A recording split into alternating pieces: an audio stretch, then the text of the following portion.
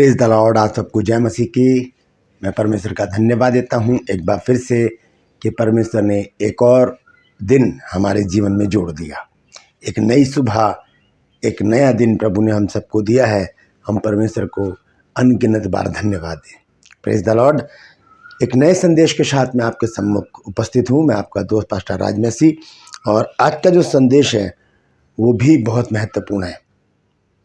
एक ऐसी बात है जो हम सुन रहे हैं, देख रहे हैं, लेकिन हम अज्ञान है उससे। एक ऐसा युद्ध जो सदियों से चला रहा है, जिसका अंत नहीं हो रहा है। आज हम इसी युद्ध के बारे में जानेंगे। हम देख रहे हैं यूक्रेन और रसिया का जो युद्ध है वो चलता चला आ रहा है, दिन पर दिन बीतते चले जा रहे हैं, लेकिन वो समाप्त नहीं हो रहा। लेकिन एक युद्ध ऐसा भी है जो सदियों से चला आ रहा है, लेकिन वो ख़त्म नहीं हो रहा। वो कौन सा युद्ध है, आज हम इसको जानेंगे। Praise the Lord. तो बने रहिएगा मेरे साथ, पूरा वीडियो देखिए, और पसंद आने पर, समझ आने पर इसे शेयर भी कीजिए, ताकि बहुत से लोग इन बातों को जान सकें। Praise the Lord. तो आइए एक छोटी सी प्रार्थना करके आज के वचन को मैं शुरू करना चाहता हूँ। जीवित और महान दयालु पिता परमेश्वर, मैं तेरा धन्यवाद देता हूँ प्रभु, आज के सुंदर दिन के लिए जो तूने हमें दिखाया है। आज के वचन के लिए विनती करता हूँ प्रभु जी, से शेयर करने मेरी मदद सहायता कर। मेरे होठों को, मेरे दिलो दिमाग को छूकर ब्लेस कर प्रभु। मेरी आत्मा, मेरा शरीर तेरे ही कब्जे में रहे, ताकि बोलने वाला मनुष्य नहीं बल्कि तेरा आत्मा हो। यीशु के नाम से मांगते हैं, आमीन। Praise the Lord. तो आज का जो संदेश है, ध्यान से सुनिएगा। संदेश है कि एक युद्ध है जो सदियों से चला आ रहा है। बहुत लंबा युद्ध चल गया है ये, और इसका अंत नहीं हो रहा है। क्यों? क्योंकि जिससे हमारी लड़ाई है वो बहुत चालाक है। लड़ने आता है, लड़ता है और फिर भाग जाता है। रुकता नहीं, ठहरता नहीं, भाग जाता है, फिर पूरी तैयारी के साथ आता है, फिर लड़ता है, फिर भाग जाता है। तो ये युद्ध जो हमारा है उसके विषय में आइए आज हम जानेंगे। सबसे पहले हम एक वचन को देखेंगे, और ये वचन है प्रेरितों के काम 13 अध्याय और उसका 10 पद। प्रेरितों के काम 13 अध्याय 10 पद। यहाँ पे इस प्रकार से लिखा है। पौलुस कहता है कि हे सारे कपट और सब चतुराई से भरे हुए शैतान की संतान, सकल धर्म के बैरी, क्या तू प्रभु के सीधे मार्गों को टेढ़ा करना ना छोड़ेगा। हमारा ये युद्ध जो है वो शैतान से है। पौलुस कहता है कि हे सारे कपट और सब चतुराई से भरे हुए शैतान की संतान। और ये युद्ध क्या है, क्या करता है वो परमेश्वर के सीधे मार्गों को टेढ़ा करता है, ताकि हम उस पर चल ना सके। वो हमें परमेश्वर के मार्गों पर चलने से रोकता है। वो हमारे सामने बाधाएं डालता है, हमें पीछे खींचने की कोशिश करता है। वो हमें नरक की ओर लेकर जाना चाहता है। परमेश्वर हमें बुलाता है, परमेश्वर हमें खींचता नहीं, परमेश्वर हमको बुलाता है, लेकिन शैतान हमको खींचता है। तो यहाँ पर संत पौलुस कहते हैं कि हे सारे कपट और सब चतुराई से भरे हुए शैतान की संतान, तू प्रभु के सीधे मार्गों को टेढ़ा करना ना छोड़ेगा। क्या तू प्रभु के सीधे मार्गों को टेढ़ा करना ना छोड़ेगा। उसने टेढ़ा करना शुरू कब से कर दिया था? उत्पत्ति से। जब अदन की वाटिका में उसने एंट्री की, वहाँ पर परमेश्वर के सीधे मार्ग को उसने टेढ़ा किया, आदम और हव्वा को पाप में डालकर। हालेलुया। हमारा ये मल युद्ध किससे है? शैतान से है। हम देखते हैं इफिसियों की पत्री और उसका 6 अध्याय,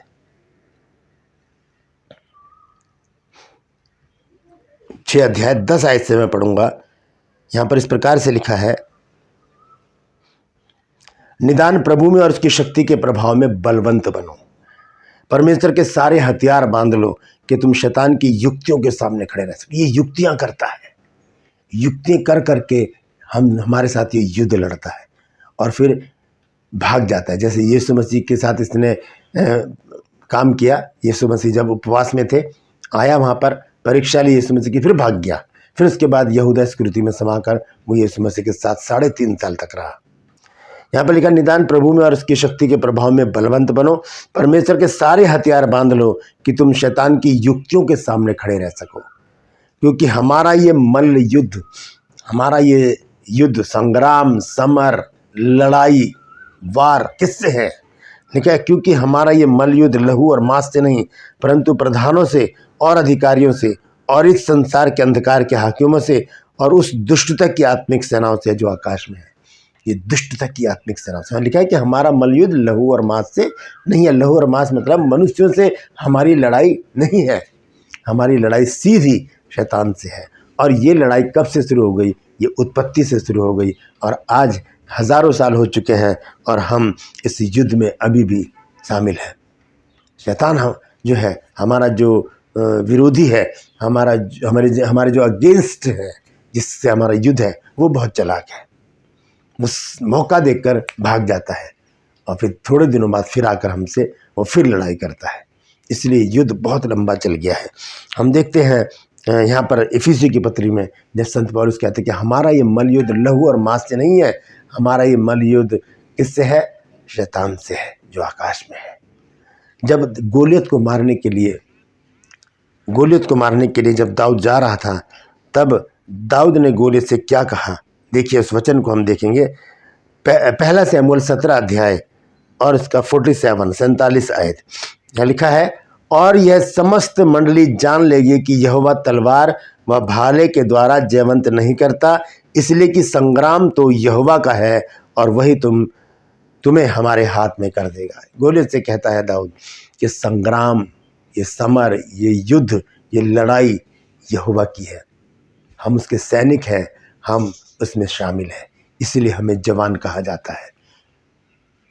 हम तैनात हैं उससे लड़ने के लिए। तो ये बहुत पुराना युद्ध है जो चलता चला आ रहा है। आइए और आगे देखेंगे थोड़ा सा अय्यूब की पत्री, अय्यूब की पुस्तक 1 अध्याय 6 पद से। एक दिन यहोवा परमेश्वर के पुत्र उसके सामने उपस्थित हुए और उनके बीच शैतान भी आया। यहोवा ने शैतान से पूछा, तू कहाँ से आता है? शैतान ने उत्तर दिया कि पृथ्वी पर इधर उधर फिरते, घूमते फिरते और डोलते डालते आया हूँ। पृथ्वी पर इधर उधर फिरते डोलते डालते आया हूँ। यहोवा ने शैतान से पूछा, क्या तूने मेरे दास अय्यूब पर ध्यान दिया है? क्योंकि उसके तुल्य सीधा खरा, मेरा भय मानने वाला और बुराई से दूर रहने वाला कोई नहीं है। उसके बाद हम सभी जानते हैं कि शैतान ने किस प्रकार से अय्यूब के जीवन में हलचल मचाई, सब कुछ तहस नहस कर दिया। तो ये एक आत्मिक युद्ध है हमारा, जो सदियों से चला आ रहा है। उत्पत्ति से शुरू हुआ और फिर हम देखते हैं कि परमेश्वर के कुछ लोग हैं जिन पर उसने अटैक किया। हम अब्राहिम को देखते हैं, अब्राहिम के ऊपर भी शैतान ने अटैक किया और क्या हुआ कि अपनी स्त्री की बातों में आकर अब्राहिम ने अपनी उसकी जो दासी थी हाजिरा, उससे एक संतान उत्पन्न की। उसके बाद हम देखते हैं दाऊद के ऊपर भी उसने अटैक किया और व्यभिचार करवाया बतशेबा से। फिर हम देखते हैं सुलेमान के ऊपर भी उसने अटैक किया और उससे मूर्ति पूजा करवाई। जो उसकी स्त्रियां थीं वो मूर्ति पूजा करती थी, वो उनके साथ लिप्त हो गया। और भी बहुत सारे लोग हैं। हम देखते हैं हननिया और सफीरा का जिक्र है नए नियम में, और प्रेरितों के काम 5 अध्याय के 3 पद में, जब वो लोग अपनी ज़मीन बेचते हैं और थोड़ा सा पैसा अपने पास रख लेते हैं चुपचाप से, वो सोचते हैं कि हमें पता नहीं चलेगा, और आधा पैसा वो कहाँ लेकर आते हैं? पतरस के पास। तब पतरस ने उनसे क्या कहा, सुनिए। लिखा, परंतु पतरस ने कहा, हे हननिया, शैतान ने तेरे मन में ये बात क्यों डाली है कि तू पवित्र आत्मा से झूठ बोले और भूमि के दाम में से कुछ रख छोड़े। तो इस प्रकार से ये जो युद्ध है, ये हमारा जो समर है, संग्राम है, ये शैतान से है।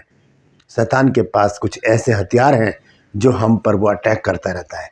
उसका सबसे पहला हथियार है लालच, उसका सबसे पहला हथियार है व्यभिचार, उसका सबसे पहला हथियार है क्रोध, उसका सबसे पहला हथियार है घमंड। मैं क्यों कह रहा हूँ सबसे पहला? वो मौका देखकर वही हथियार मनुष्य के ऊपर फेंकता है।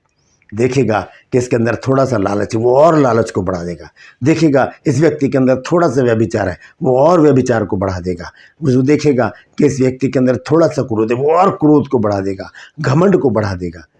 तो ये हथियार हैं शैतान के। क्या क्या हथियार हैं, ध्यान से सुनिए। व्यभिचार है, क्रोध है, और घमंड है, और लालच। ये वो मनुष्य के अंदर डाल देता है, जैसे यहूदा इस्करियोती के अंदर डाला उसने लालच, जिसने लालच में आकर प्रभु यीशु मसीह को पकड़वा दिया। हालेलुया। आइए एक वचन और देखेंगे हम, मत्ती की पत्री 4 अध्याय और उसका 1 पद। मत्ती 4 अध्याय और उसके पहले पद से मैं पढ़ूंगा। यहाँ पर इस प्रकार से लिखा है कि जब यीशु मसीह उपवास पूरा कर चुके तब शैतान वहाँ पर आया। यहाँ लिखा है, दूसरे आयत से मैं पढ़ूंगा, वह 40 दिन और 40 रात निराहार रहा, अंत में उसे भूख लगी। तब परखने वाले ने आकर उससे कहा, यदि तू परमेश्वर का पुत्र है तो कह दे कि ये पत्थर रोटियां बन जाए। इसने तो यीशु मसीह को भी नहीं छोड़ा, और यहाँ पर उसने 3 परीक्षाएं ली यीशु मसीह की। यीशु मसीह ने वचन से ही उसको क्या किया, जवाब दिए। ये हमारे लिए एक शिक्षा है यीशु मसीह की ओर से। हम शैतान से हारे नहीं, हम शैतान को का मुकाबला करने के लिए परमेश्वर के सारे हथियार बांध लें, और इसमें सबसे बड़ा हथियार है परमेश्वर का ये वचन और उसके साथ प्रार्थनाएं। ये सबसे बड़े हमारे हथियार हैं, ताकि हम उसको मुंह तोड़ जवाब दे सकें। उसके बाद शैतान जब ये परीक्षा ले चुका तो वहाँ से चला गया। फिर हम देखते हैं वो कब आता है, वो यहूदा इस्करियोती में समाकर प्रभु यीशु मसीह के पास आता है। लूका की पत्री 22 अध्याय और उसका 3 पद देखेंगे, क्या लिखा है। यह लिखा है, शैतान यहूदा में समाया जो इस्करियोती कहलाता और 12 चेलों में गिना जाता था। उसमें समा गया और उसने यीशु मसीह को पकड़वा दिया। Praise the Lord. तो हमारा ये युद्ध सदियों से चला आ रहा है और अभी भी चल रहा है। इसका अंत कब होगा, जब प्रभु यीशु मसीह का आगमन होगा। क्या होगा इस बैरी का, जिससे हमारा युद्ध है, जो हमारे सामने खड़ा है, जिससे हमारी लड़ाई है, जिससे हमारा मल युद्ध है, इसका क्या अंत होगा। आइए देखेंगे प्रकाशित वाक्य 20 अध्याय और उसका 2 पद। यह लिखा है, और उसने उस अजगर अर्थात पुराने सांप को, जो इबलीस और शैतान है, पकड़ के 1000 वर्ष के लिए बांध दिया। इसको 1000 वर्ष के लिए बांधकर अधोलोक में डाल दिया जाएगा। तब ये लड़ाई जो है ये समाप्त हो जाएगी। कब, जब प्रभु यीशु मसीह अपने आगमन में आएंगे, दूसरे आगमन में, तब ये लड़ाई समाप्त हो जाएगी। फिलहाल ये लड़ाई जारी है और इस लड़ाई में हम सब शामिल हैं। लड़ाई तो शैतान की और परमेश्वर की है। जैसे दाऊद ने कहा गोलियत से कि संग्राम तो यहोवा का है, लेकिन शैतान हमें, क्योंकि हम परमेश्वर की संतान हैं, इसलिए वो हमें परेशान करता है कि हमें दुख हो तो परमेश्वर को दुख हो। इसीलिए वो हमें परेशान करता है, इसीलिए वो परमेश्वर के सीधे मार्गों को टेढ़ा करता है। तो सजग हो जाइए, सावधान हो जाइए शैतान का सामना करने के लिए। जैसे हम पढ़ते हैं इफिसियों में कि परमेश्वर के सारे हथियार बांध लो कि तुम शैतान की युक्तियों के सामने खड़े रह सको। युक्तियाँ चलता है, वो बहुत बारीक युक्तियाँ चलता है, फंसा देता है मनुष्य को, और फिर मनुष्य जब उसमें फंस जाता है तो उसमें से निकलना बहुत मुश्किल होता है। इससे पहले कि वो हमें फंसाए, हम बाइबल को पढ़ें, हम प्रार्थनाएं करें, परमेश्वर की संगति में रहें, परमेश्वर से बातचीत करते रहें और शैतान को लताड़ दें, क्योंकि ये अधिकार परमेश्वर ने हमको दिया है कि ये शैतान दूर हो जा। Praise the Lord. हम शैतान को लताड़ सकते हैं, ये अधिकार परमेश्वर ने हमको दिया है। एक वचन और पढ़कर मैं समाप्त करूंगा। 2 कुरिन्थियों 10 अध्याय उसका 4 पद लिखा, क्योंकि हमारी लड़ाई के हथियार शारीरिक नहीं, हमारी जो लड़ाई है वो आत्मिक लड़ाई है। किससे? शैतान से, मैं बता चुका हूं। और ये युद्ध चल रहा है, ये जो संग्राम है ये चल रहा है, ये सबसे लंबा युद्ध है। ये विश्व का, सृष्टि का सबसे लंबा युद्ध है जो अभी भी चल रहा है। तो लिखा है, क्योंकि हमारी लड़ाई के हथियार शारीरिक नहीं है। शारीरिक क्या है? AK-47 हो गया, RDX हो गया, रिवाल्वर, त्रिशूल, तलवारें, डंडे, ये हमारा हथियार नहीं है। साफ रीति से यहाँ पर लिखा है, क्योंकि हमारी लड़ाई के हथियार शारीरिक नहीं, पर गढ़ों को ढा देने के लिए परमेश्वर के द्वारा सामर्थ्य है। ऐसे हथियार है हमारे पास जो गढ़ों को ढा देते हैं। क्या है वो? है परमेश्वर का वचन, वो है प्रार्थनाएं, वो है आराधना, जिससे कि नेवें उखड़ जाती हैं। हालेलुया। और प्रार्थना से मुर्दे जिंदा हो जाते हैं, वचन से जीवन बदल जाते हैं। Praise the Lord. ये हथियार हम यूज़ करें और शैतान से कहें, शैतान दूर हो जा, क्योंकि तुझसे मेरा कोई मुकाबला नहीं है। एक वचन और मुझे समझ आ रहा है, उसे पढ़ाकर मैं समाप्त करना चाहूँगा। याकूब की पत्री 4 अध्याय और उसका 7 पद लिखा है, इसलिए परमेश्वर के अधीन हो जाओ और शैतान का सामना करो तो वो तुम्हारे पास से भाग निकलेगा। वो पास में ही रहता है, इर्द गिर्द घूमता रहता है और मौका ढूंढता है कि कब हम कमजोर पड़े और वो हम पे अटैक कर दे। लिखा, शैतान का सामना करो, डरो नहीं उससे, क्योंकि वचन में लिखा है कि शैतान फाड़ खाने वाले सिंह के नए संसार में निकल पड़ा है कि किसको पकड़े और फाड़ खाए। जो झुंड से अलग हो जाता है उसे वह पकड़ लेता है। तो झुंड में यानी कि संगति में बने रहें, परमेश्वर की संगति में, परमेश्वर के लोगों की संगति में, परमेश्वर के वचन, आराधना, प्रार्थना की संगति में बने रहें, ताकि ये जिससे हमारा युद्ध चल रहा है वो हम पर प्रबल ना हो सके, वो हम पर अटैक ना करें। Praise the Lord. एक आत्मिक जीवन जब हम जिएंगे, शैतान हमारे नज़दीक नहीं आएगा। परमेश्वर हमको अपने प्रोटेक्शन में रखेगा, अपने बाड़े में रखेगा, जैसे अय्यूब को रखा था, शैतान एंट्री ही नहीं कर पा रहा था। इसी तरह से परमेश्वर हमें भी छुपा कर रखेगा। पहला यूहन्ना 5 अध्याय के 18 पद में लिखा है कि हम जानते हैं कि जो परमेश्वर से उत्पन्न हुआ है वो पाप नहीं करता और परमेश्वर उसको बचा कर रखता है और वो दुष्ट उसे छूने भी नहीं पाता। Praise the Lord. परमेश्वर अपने बाड़े में हमको रखेगा और वो दुष्ट हमें छूने भी नहीं पाएगा। तो इस युद्ध में हम भी शामिल हैं। परास्त तो शैतान को ही होना है। कब? जब हम परमेश्वर के सारे हथियारों को बांध लेंगे। Praise the Lord. परमेश्वर इन वचनों के द्वारा हम सबको आशीष दे। यदि आज आपने कुछ नया सीखा है तो कमेंट सेक्शन में आकर मुझे ज़रूर बताइए और परमेश्वर से बोलिए कि परमेश्वर मुझे सामर्थ्य दे ताकि मैं इस युद्ध में एक योद्धा के समान लड़ सकूं। Praise the Lord. आज के लिए बस इतना ही। मैं आपसे गुजारिश करता हूँ, यदि अभी तक आपने मेरे इस चैनल को सब्सक्राइब नहीं किया है तो अभी सब्सक्राइब कर लीजिए, बेल आइकन को दबाइए ताकि नोटिफिकेशन आपके पास पहुँचे और नया वीडियो बिना व्यवधान के आपके पास पहुँच जाए। मेरे वीडियोस को लाइक कीजिए, शेयर कीजिए और कमेंट सेक्शन में आकर मुझे ज़रूर बताइए कि आपको मेरा प्रयास कैसा लग रहा है। मेरा एक और चैनल है जिसका नाम है जीसस माय लाइफ, उसे भी ज़रूर सब्सक्राइब कीजिए। उसका लिंक मैंने डिस्क्रिप्शन में डाला हुआ है।